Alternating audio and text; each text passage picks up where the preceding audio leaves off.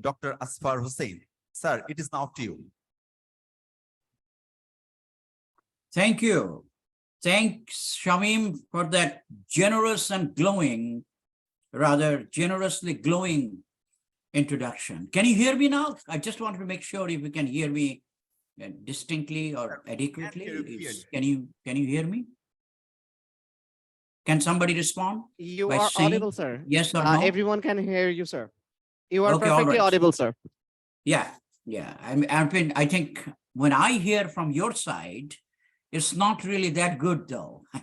I was, Yes, sir. I'm trying to correct it, sir. Yes. All right. Hello, everybody, and greetings from Allendale, Michigan. It's past midnight here. It's actually 12:41 a.m., not p.m., a.m. And I think I'm awake, but should I say in the Cartesian tradition, therefore, I exist or I am. In any event, thanks everyone for being with me here, and I'm deeply delighted to be a part of this second international conference titled Innovation and Transformation for Development, organized by Green University, Bangladesh. And I particularly thank Professor Dr. Muhammad Shahidullah and MD Shamim Mondol of the English department for thinking of me as a plenary speaker, while I also thank Dean Professor Dr. Farhana Hilal Mahtab, one whose reputation I have long been familiar with and one whom I have known for a long time indeed. So now, as you know, the title of my talk is Literary Study, Insurrectionary Interdisciplinarity, and the world and word.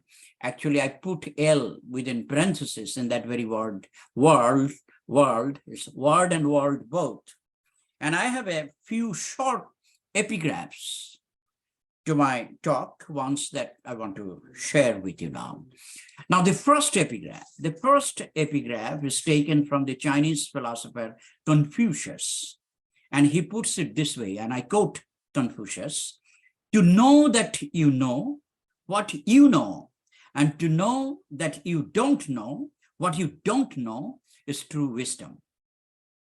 That was the Chinese philosopher Confucius. Now, the second epigraph is constituted by a statement made by the great African-American poet, theorist, activist, my very favorite poet, Audre Lorde, and she puts it this way, and I quote Audre Lorde: "Name the nameless, so it can be thought," unquote. Now, the third one is by Kenneth Burke, none other than Kenneth Burke, one of the greatest American rhetoricians and the American philosopher, Kenneth Burke. And he puts it this way, and I quote him: a way of seeing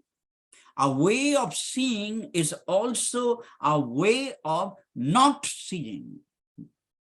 And the last epigraph to my talk is from the Brazilian philosopher, Jose Carlos da Silva. To quote him, I quote: "Why are we interdisciplinarians? Why? Because we live in the world," unquote.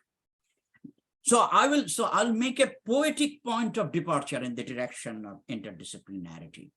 Now, as someone who writes poetry in two languages, in Bangla and in English, in fact, more in Bangla than in English, and as someone who translates from several non-Western or non-European languages, and as someone interested in exploding conventional generic borders and boundaries, while also interested in enacting a dialectic between poetics, politics, and praxis, in a world structured in and over-determined by unequal production relations and power relations. No, I'm not attempting here to Marxianize Michel Foucault or Foucauldianize Marx.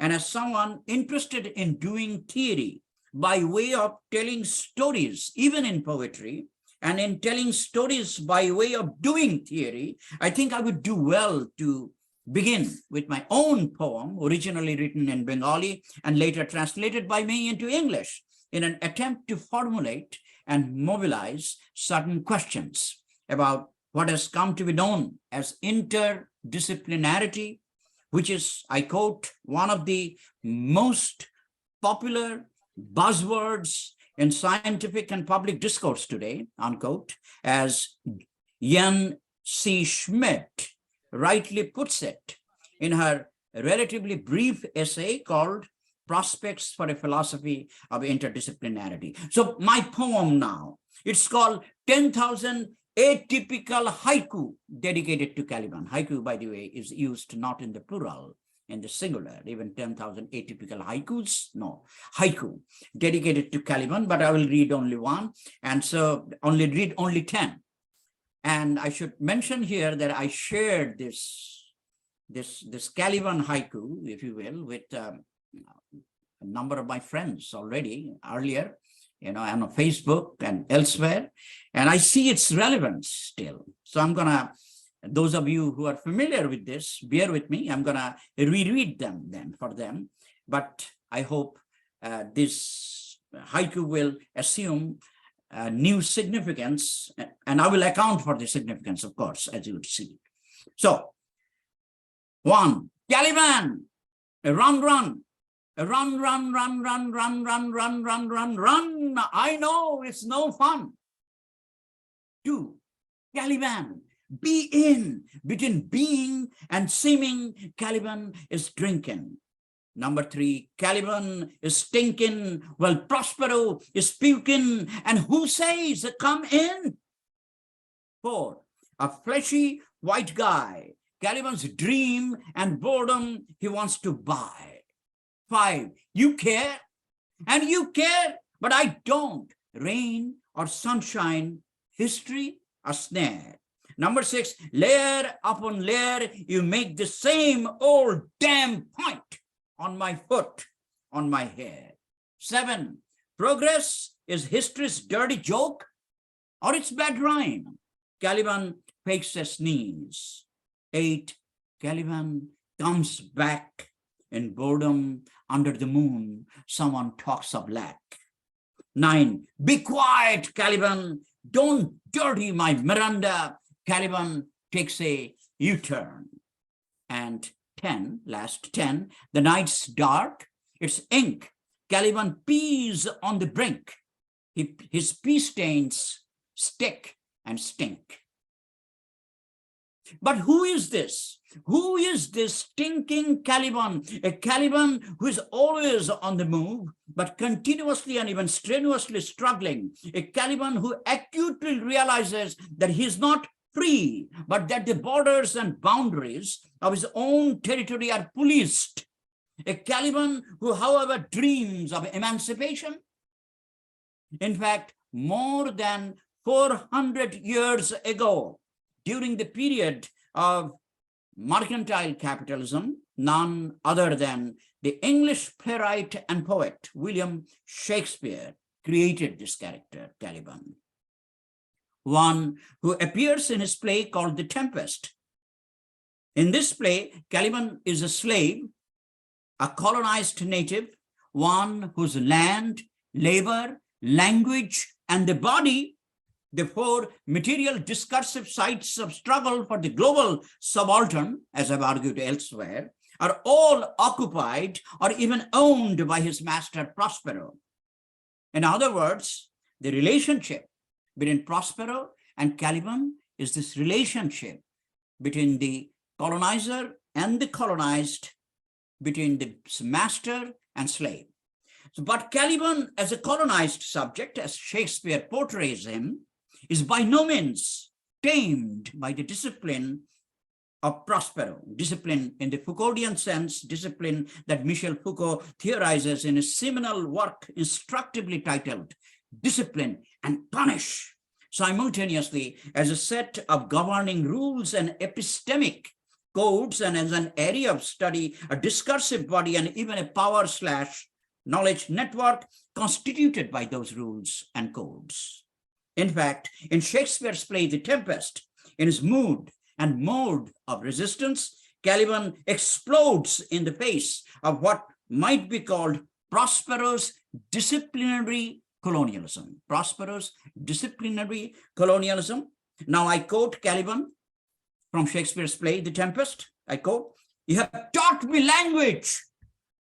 You have taught me language, but my profit on it is I know how to curse," unquote. Indeed, Shakespeare has given, as the great Caribbean poet Derek Walcott rightly points out, and I quote, some of the most beautiful poetic lines to Caliban, unquote. While what has come to be known as post-colonial theory today takes those lines of Caliban, I have cited, as the locus classicus of the colonized talking back or even striking back. In fact, a particular reading of Shakespeare's Caliban has enabled some post-colonial critics to come up with the conceptual apparatus of talking back and striking back that variously aids what might be called a post-colonial hermeneutic. But Caliban is more than his moments of talking back or even striking back, as I would demonstrate. In fact, a whole host of third world, within quotation marks, third world creative writers and theorists have variously refashioned, reframed, remobilized, and even further radicalized Shakespeare's Caliban, while also metaphorizing or even tropologizing him on various registers. One can think of an entire constellation of figures constituted by, for instance, the Haitian poet Anthony Phelps, the Sudanese Ugandan poet Taban Lo Leong, the Caribbean, rather Barbadian novelist and poet George Lamming, the Cuban poet and critic Roberto Fernandez Retamar, another Caribbean, rather Barbadian poet Edward Brathwaite. I love Edward Brathwaite. He's one of my most favorite poets in the world. Edward Brathwaite, the Jewish Tunisian writer and theorist Albert Memmi, the Sierra Leonean poet and critic Lemuel Johnson, the Ghanaian poet, theorist, activist Rafael Ernest Grail Armato, another Ghanaian poet Kofi Aounur, and of course, remarkably indeed, the great Caribbean poet, theorist, activist, also known as Frantz Fanon's theoretical mentor or guru and political mentor too, Aimé Césaire.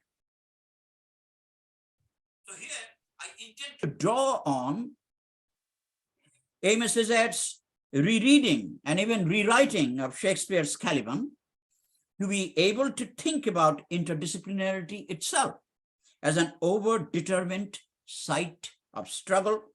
To begin with, Césaire himself identifies with Caliban. In fact, the very figure of Caliban, who, in addition to providing tropological or metaphorical energy, enables Césaire to forge connections between the autobiographical, the aesthetic, the historical, and the political, while challenging and unsettling the disciplinary linearism of Western historiography, for instance. It is not for nothing that in the history of world literature, we find certain poems and poetic plays, if not all, that can be exemplarily anti-disciplinary in a given historic hegemonic bloc, to use Antonio Gramsci's famous term, while poetry even can help us.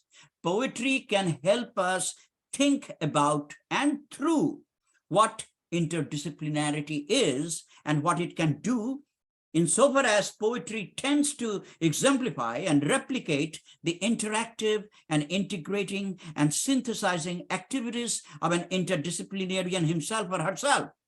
And it is true that the entire domain of human knowledge constitutes the poet's interest. And Caliban himself, I argue, is a poet in his own right. A poet in his own right who does not merely transgress and unsettle, for instance, Western disciplinary borders and boundaries, but being a poet and a rebellious slave himself, Caliban even forges out of even existential necessity what I wish to call insurrectionary interdisciplinarity, an issue that I intend to take up later. Meanwhile, parenthetically and quickly, by the way, can you still hear me okay? Am I doing okay in terms of delivering here? I mean, anybody? Because I, for one, feel that I'm a bit probably disconnected here.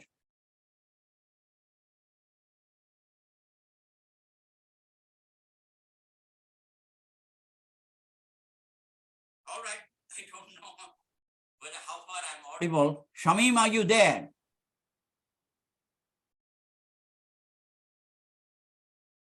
Okay, then I will continue. I mean, as I was telling you, I'll point out something parenthetically and quickly, and I should point out here that poetry is not usually used in theorizing interdisciplinarity in the West.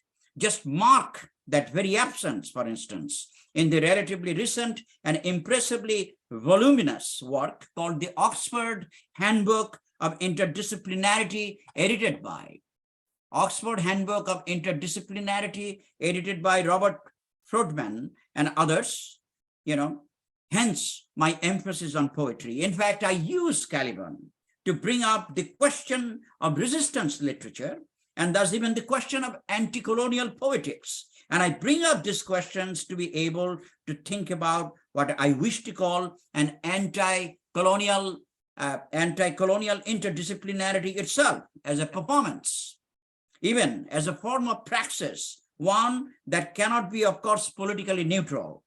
Well, thank you for assuring me of the fact that now you can hear me. You can hear me distinctly and even loudly. That's great. So what I'm saying is that this anti-colonial interdisciplinarity itself is a performance, itself a form of praxis, one that cannot be, of course, politically neutral or ideologically neutral for that matter. And if we integrate and synthesize some of the best insights from those creative rereadings of Caliban, foregrounded and mobilized by those third world writers and theorists I quickly mentioned earlier, we begin to see that Caliban, as a rebellious slave and as a powerful poet, turns out to be not only anti-disciplinary, but an interdisciplinarian in his own right, one who relentlessly integrates and synthesizes the discourses of poetry and magic and politics and even botany and life sciences and geology and astronomy to accentuate the need for liberation and freedom from all forms of slavery, including disciplinary colonialism and disciplinary slavery, while making it clear that his poetics, politics, and praxis are all variously interconnected. This point that I have made, I think, will be clear if I now share with you an exchange between Prospero and Caliban from Aimé Césaire's own poetry-charged play called A Tempest, written in response to Shakespeare's play called The Tempest. In fact, Césaire rewrites Shakespeare. Why? According to Césaire, Shakespeare's Caliban impressively resists colonial discipline and domination, all right. But according to Césaire again, Shakespeare's Caliban is not revolutionary enough to demand his emancipation. And for that matter, what the African theorist activist Amilcar Cabral calls the total emancipation of humanity, insofar as Shakespeare's Caliban ends up making peace with his master, Prospero, remaining complicit in the oppressor relationship, although Caliban achieves some kind of freedom towards the end of the play. Hence, Césaire creates a revolutionary Caliban. So here's the exchange in question. So Prospero says, "Come here, Caliban. Have you got anything to say in your defense? Take advantage of my good humor. I'm in a forgiving mood today." Caliban responds, "I am not interested in defending myself. My only regret is that I have failed." Now Prospero says, "What were you hoping for?" Caliban responds, "To get back my island and regain my freedom." Then Prospero says, and what would you do all alone here on this island, Caliban, haunted by the devil, storm-tossed? Caliban answers, first of all, I would get rid of you. I would spit you out. All your tricks and pomps, your white magic. Prospero says, that's a fairly negative program, Caliban. And Caliban responds, you don't understand it, do you? I say, I am going to spit you out. And that's very positive. Prospero answers, well, the world is really upside down. We have seen everything now, Caliban, as a dialectician.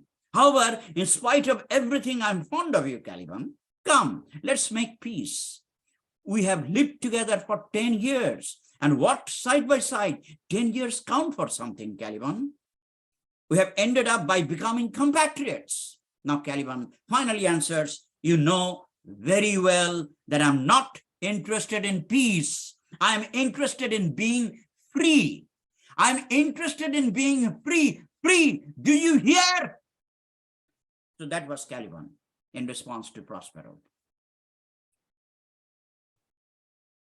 So Caliban, Caesar's Caliban, not Shakespeare's, is not interested in so-called peace, but that remains trapped within the disciplinary horizon of Prospero. But Caliban is interested in nothing short of freedom. And sarcastically, Prospero calls Caliban a dialectician. But Caliban, given Caesar's own characterization, is indeed a dialectician, one who mobilizes his own dirty within quotation marks, dirty dialectics, and thus he celebrates the daily, the dull, the dirty, the crude, and the vulgar, while making his points about nothing but his and his land's freedom and liberation. And further, Caliban is a dialectician in the sense that he can discern and articulate the actually existing material contradictions and antagonisms between the Calibans and the Prosperos of the world, that is, class antagonisms under capitalism and racial antagonisms that attest to racism itself, revealing a class-race dialectic and even the historically determinate but systemic connections between such structures of production relations and power relations as capitalism and racism. But as a dialectician, Cesar Caliban is not just interested in identifying and demystifying contradictions and antagonisms as such, but is also interested in, rather hell-bent on, change itself. Change represented by the revolutionary negation of unequal production relations and power relations between different sites and subjects and scenes and signs even, leading to the positive affirmation of nothing but freedom. In fact, to use the African revolutionary Amilcar Cabral's César and Fanon inflected phrase, the total liberation of the colonized and the oppressed.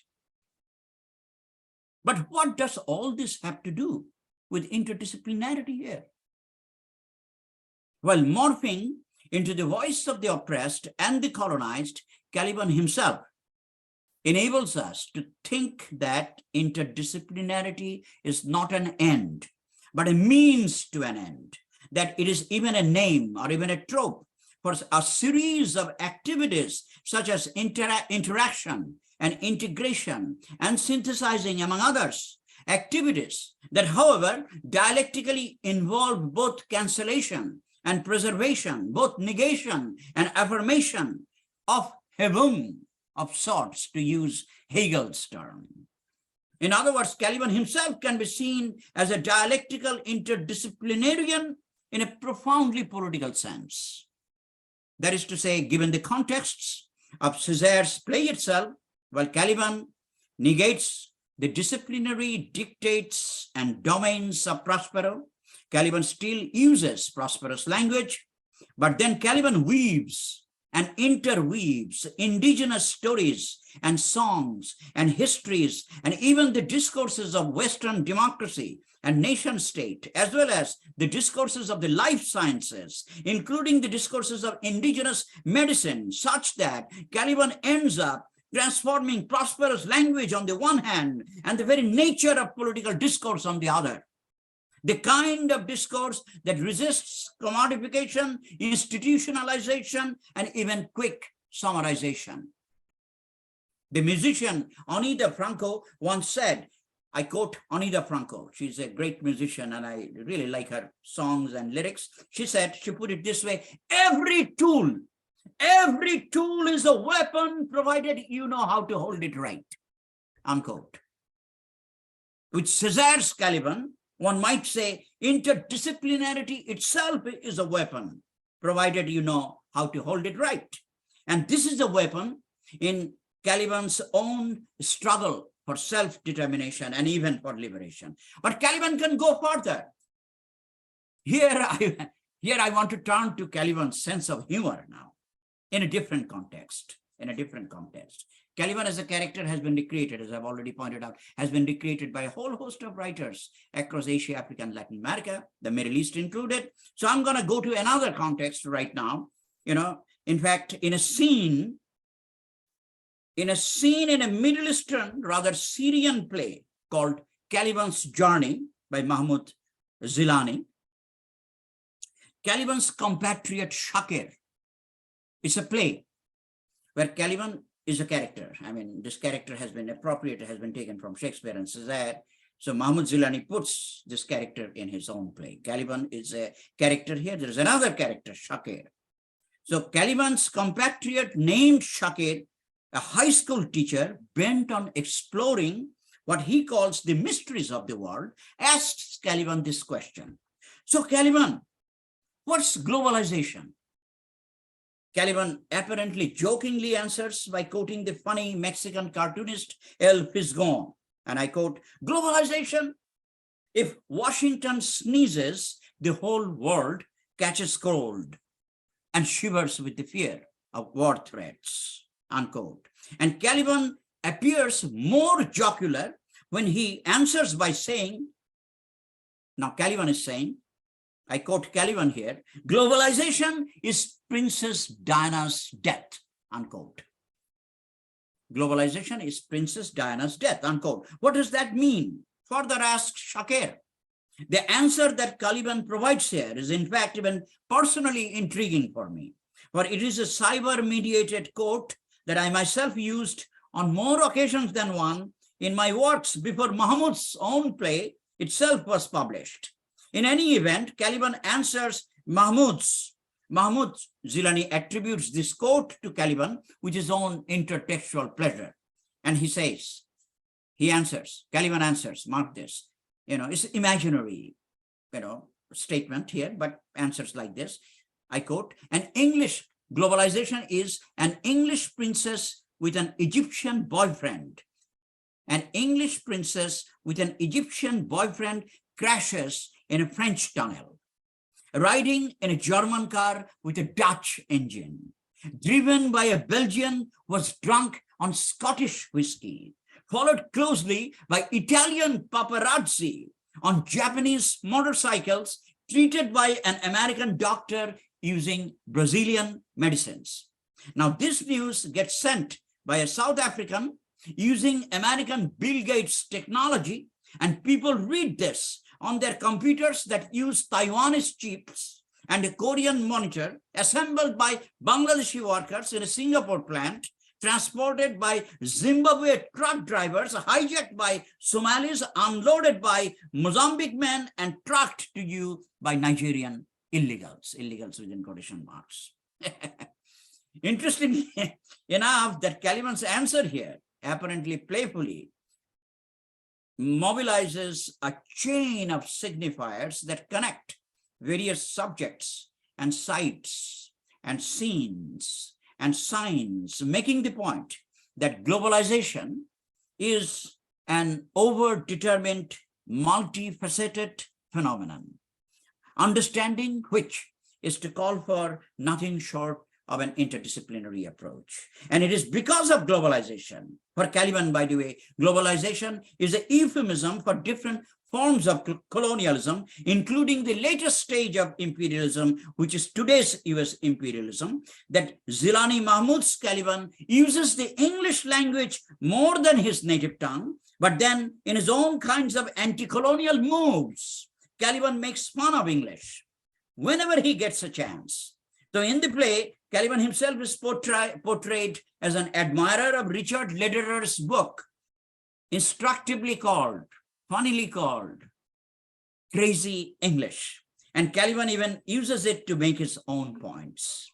I myself have fashioned a few narratives out of Zilani Mahmood's play, narratives that attest to Caliban's own politically significant humorous stylistic disposition that always calls for interdisciplinary interventions. But owing to time constraints, I'm going to share with you only one narrative here to make some points. And this narrative is this. So Caliban, by now an admirer of Mr. Lederer's book called Crazy English, gets into a freewheeling conversation with Mr. Crown. Mr. Crown is an British gentleman. Mr. Crown, one who is interested in combating violence with a vengeance. Mr. Crown, of course, has an unmistakable verbal zest. He simply loves to talk. At one point in their conversation, Mr. Crown speaks of how he simply relishes getting on non-stop flights when he travels. Non-stop flights, exclaims Caliban, and adds, I, for one, won't ever get on one of those damn flights. Trust me, for I'll never get down. Non-stop flights, never get down. Caliban's response, of course, annoys Mr. Crown, the English gentleman. Then at another point, Mr. Crown says, I need to buy a hot water heater. I need to buy a hot water heater. Now, quickly, Caliban responds, why heat hot water? This further annoys Mr. Crown. Then at yet another point, Mr. Crown tells how he badly needs a hot cup of coffee. Caliban again, who cares if the cup is hot? Surely you mean a cup of hot coffee? Finally, Caliban quotes Lederer thus, quote, there is no butter in buttermilk, no egg in eggplant, no grape in grapefruit, neither worms nor wood in a wormwood, neither pine nor apple in pineapple, neither peas nor nuts in peanuts, and no ham in hamburger. To make matters worse, English muffins were not invented in England. French fries were not invented in France, or Danish pastries were not invented in Denmark. And we discover even more culinary madness in the revelations that sweetmeat is candy, while sweet bread, which isn't sweet, is made from meat, unquote. So now, what does all this, including the narrative I just shared with you, have to do with Caliban's interdisciplinarity? The point that the playwright Mahmood Zilani himself makes is this: Caliban is highly subversive vis-a-vis ideas and assumptions and even disciplines that are taken for granted, while Caliban continuously interrogates the logic of the logicians, the rationality of the rationalists, the axioms of the geometrician. And Caliban also questions all kinds of hierarchies in such a way that some have viewed this particular Caliban as an anarchist, although I argue that he's more than an anarchist.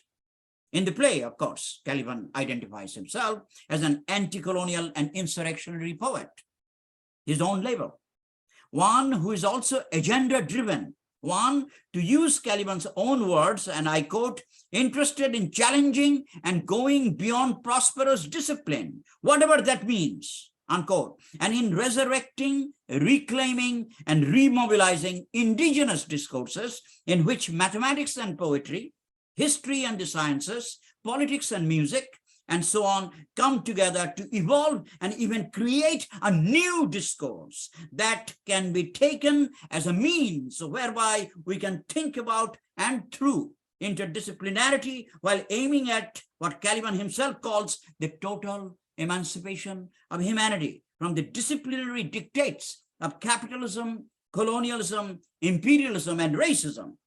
From, to quote Caliban himself, also the colonizing and disciplinary cash nexus itself. Indeed, I argue that interdisciplinarians might make all kinds of adventurous connections between all kinds of disciplines and domains, between even mathematics and poetry, between Plato and Patanjali and the like. But so what? So what? Of course, understandably, there is the question of intellectual excitement, intellectual fun. But is that all? Is that all? So the politically significant questions I used to raise here are, why are we making connections? What kinds of connections are we making to what effects? In other words, the key questions here are, what kind of interdisciplinarity are you talking about? Whose interdisciplinarity is it anyway? So yes, now I'm towards the end of my talk. I don't know how I'm doing in terms of time here, though. But, You're doing fantastic, sir. You have, I think, 14 minutes remaining, including question answer session. Okay, so I'm still doing. How much time am I left with then? You are left with, sir, 14 minutes in fact. So we 14. can have 10. Yes, sir. 1-4. We can have question answer session for 10 minutes. Sure, sure. Give me. I'm towards the end of my talk right now. So keeping those questions, I raised some questions. So keeping those questions in mind while taking cues and clues, as well as synthesizing, integrating, and in some ways expanding certain key insights from some Caribbean, African, Asian writers' rereadings of Caliban, and particularly Mahmoud Zilani's recreation of Caliban in his play Caliban's Journey, I intend to advance some tentative working propositions about interdisciplinarity itself. I should, however, point out that here I don't mean to offer a general or global theory of interdisciplinarity as such, but I intend to share with you certain ways of thinking and talking about interdisciplinarity and practicing it with the agendas of decolonization in mind, decolonization being an unfinished task and even a life and death question for many in Asia, Africa, and Latin America. As a whole host of third world writers, theorists, activists, from the Latin American philosopher Enrique Dussel to the African writer, activist Ngugi Thiong'o, to the Indian theorist activist Azfar Ahmed, keep repeatedly telling us. So here are some propositions, and proposition number one, as it is this recreated Caliban who enables us to see that interdisciplinarity as a discursive practice, and for that matter, interdisciplinarity as an intervention in the domain of human knowledge, regardless of the forms and features and functions of interdisciplinarity itself, cannot be ideologically and politically neutral. So the question, whose interdisciplinarity is it anyway, is but a politico-ideological question among other things. Now I move on to proposition 2. So proposition number 2, the question, whose interdisciplinarity is it anyway, brings up the question of what the American feminist poet activist Adrienne Rich calls the politics of location and its implication and imbrication in the questions of class, gender, race, nationality, and so on, and what Antonio Gramsci calls the historic hegemonic bloc. In other words, in a given historic hegemonic bloc, there are competing modes of interdisciplinarity, modes that vie for legitimacy, and even for what the French sociologist of knowledge, Pierre Bourdieu, calls symbolic capital and cultural capital. In other words, obviously, Prospero's interdisciplinarity and Caliban's interdisciplinarity are not the same thing. Rather, they are in conflicts that are governed by the material logics of actually existing contradictions in the world. To put it bluntly, interdisciplinarity itself is a site of struggles, a site of class struggle, race struggle, and gender struggle, and so on. And my last proposition, of course, has to do with literary study. Of course, as I've demonstrated, hopefully, that literary study cannot but be interdisciplinary in character and in content. In fact, our study of literature cannot but be interdisciplinary, given that life is not a single issue phenomenon. In order to understand life, I mean, one needs more than one approach. One needs more than one, discipline, and literature deals with life. After all is said and done, life in its various configurations and contexts. Gabriel Garcia Marquez once put it this way: human beings have three lives: public life, private life, and secret life. And literature deals with all these lives. And to deal with all these lives is to deal with all kinds of things like personal life, private life, of course, and then familial life, domestic life, social life, and then political life, ideological life, spiritual life, religious life, and so on and so forth. Now, you deal with all these lives and you want to study them, you cannot but be interdisciplinary at every turn. So I have argued for quite some time that our study of literature cannot but be interdisciplinary always. I'll stop here. Thank you very much. Thanks for listening. You asked me to stop in 5 minutes. I hope I have done that. You gave me this reminder at one point, not so long ago, I think. Shamim, I can hear you. You have to unmute yourself. I can hear a thing. I can't hear Can you hear me, sir? Now I can hear you. Hello. Sir, can you hear me? Faintly. Hello. Is there any way that you can increase the volume? Is there? Sir, can you hear me now? I can hear you. Yes. Thank you. Thank you so much, sir, for your opening keynote speech, the eye-opening one, intellectually engaging and phenomenally energetic as usual. The whole I'm not sure though. Okay. Spellbound, and a lot of students are waiting outside. We couldn't accommodate them. Thank you so much. We have questions from the audience. We are falling short of time, so please, if you have question, then Rushad is there. Is there any question from the audience? Yes, please. Assalamu alaikum, sir. My name is Walaikum Muhammad Rakunas Zaman. I am a lecturer of English in Daffodil International University. And I am a fan of your write-ups and your speeches. I always follow you online. And I was not lucky enough to be your direct student, but I am a student of yours. My observation is you often write about resistance in literature. Even here, the word insurrection is resistance itself. And Caliban is, I think, a subaltern or resistant. And in your write-ups and in your speeches, you always try to deal with this thing, resistance in literature. And you mentioned about a singer, about a lyric. And I think you are interested about these lyric things. And I also think you know Bob Dylan. It might be a little bit out of topic, but I think you know Bob Dylan and you are familiar with his lyrics. And my question is, there was a hue and cry when Bob Dylan received the Nobel Prize in 1916. People started telling that lyrics are not literature. And some people were very much allergic about his receiving the Nobel Prize. And some people tried to say that Bob Dylan is the first person to receive Nobel Prize for lyrics. But that was wrong. May I request the question? Yes, my question is, please shorten, please. My question is, as you are interested about resistance in literature, how do you feel about Bob Dylan's resistance? Or are his lyrics literature at all? Or resistance literature at all? Thank you, sir. Now, here is first thing. Thank you much for your kind words about my work. Thank you for being generous.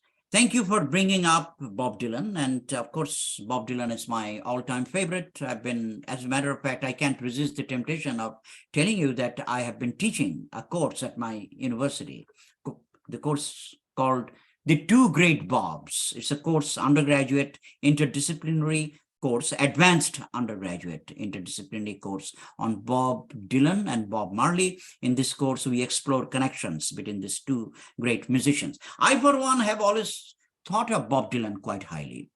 And Bob Dylan is, he himself is a resistance singer, resistance lyricist, all right.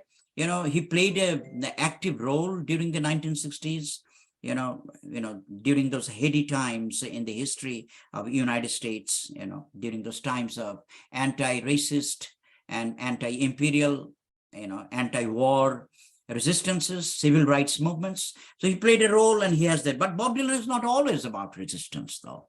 Bob Dylan is also kind of complicit in certain ways. So I have been critical of Bob Dylan too. That being said, I think people get this Nobel Prize for all kinds of reasons. All kinds of reasons, whether he is literary enough or not, is always a matter of debate. Like some people think, well, there are literary qualities, other things, well, Bob Dylan doesn't have. But what does it mean to have this literary quality then? That becomes another question. And that question has not been addressed much.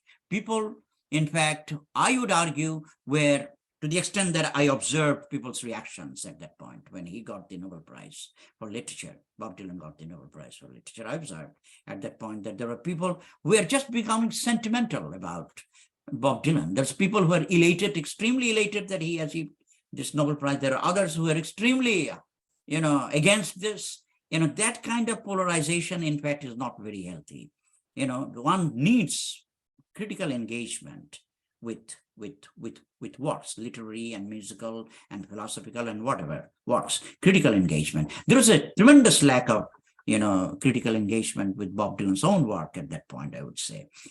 Now, last point, I for one think that Bob Dylan is a great singer and is a great poet too. Thank you, sir. We have more response at this point. We don't have time. I can go into the details here. Honorable Vice Chancellor, sir, for a question. Sir, we have a lot of questions. We would love to hear from you for hours, but we are running short of time. But still, our Honorable Vice, sir, has one question. First of all, thank you very much. I'm really impressed listening your voice.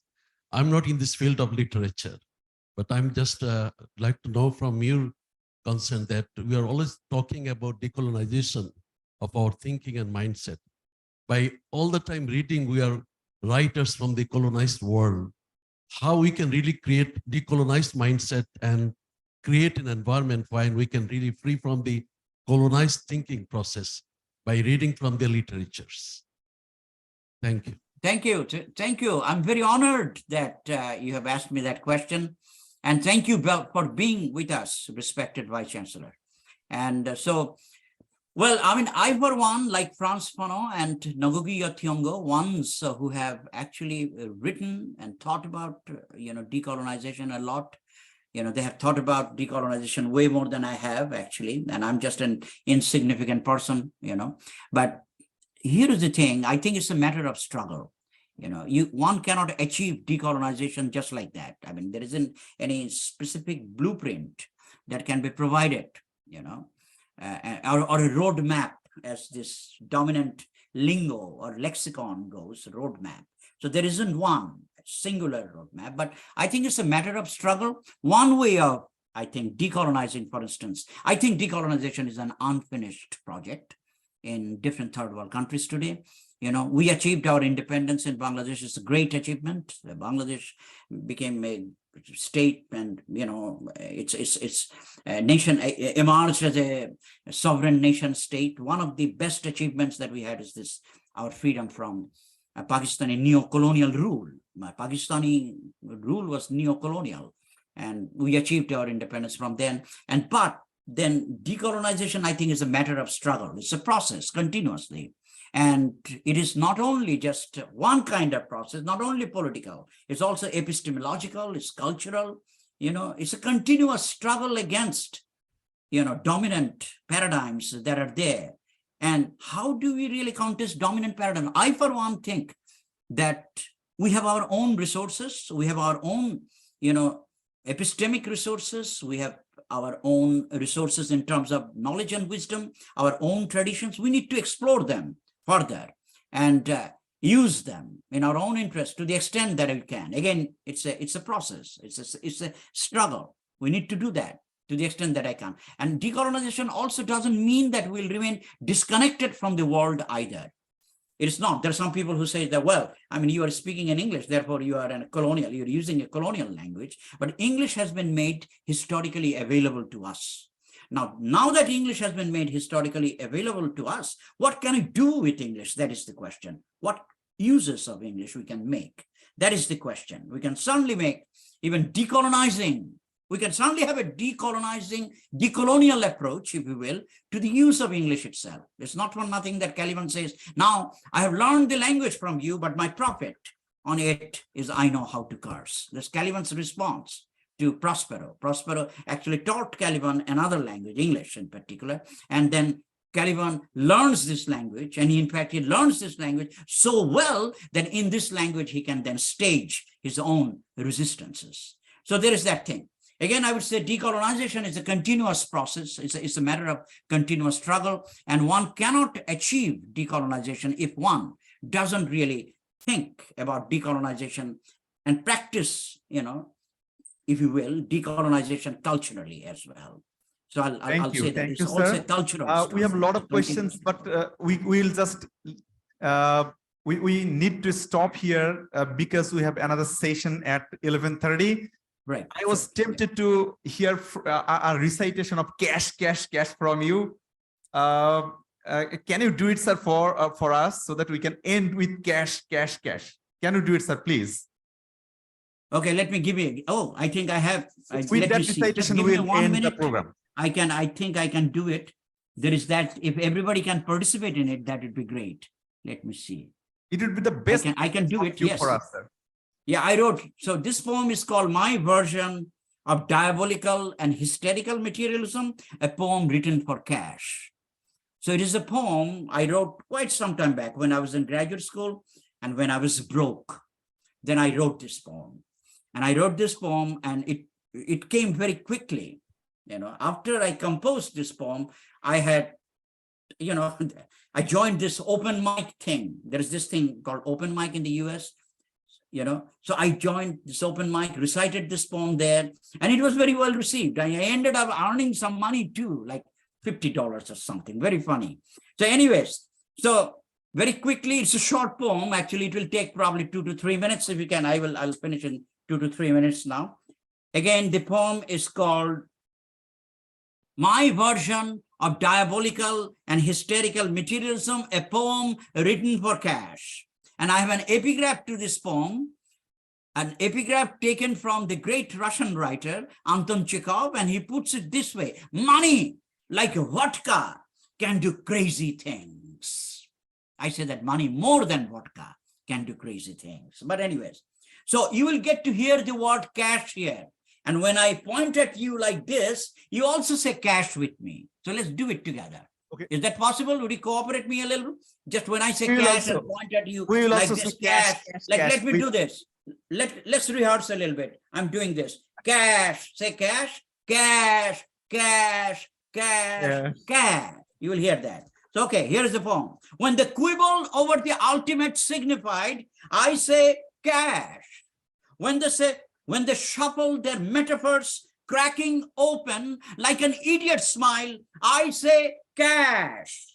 When they say love and cough cannot hide, I say cash, cash, cash, cash, cash, cash, cash, cash.